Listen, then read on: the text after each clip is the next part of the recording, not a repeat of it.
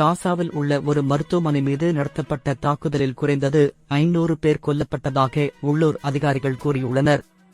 அங்கு பெரும் வெடிப்பு ஏற்பட்டது. தாக்குதலுக்கு இஸ்ரேல் காரணம் என்று ஹமாஸ் கிளர்ச்சிக் குழு கூறுகிறது.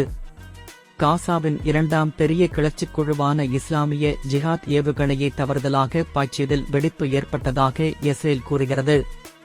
இஸ்லாமிய ஜிஹாத் குழு தாக்குதலை தான் நடத்தவில்லை என்று கூறுகிறது. தாக்குதல் நடந்தபோது சுமார் 1000 பேர் அல் அலி மருத்துவமனையில் தஞ்சம் புகுந்திருந்ததாக நம்பப்படுகிறது. காயமுற்றவர்கள் மற்ற மருத்துவமனைகளில் சேர்க்கப்பட்டனர்.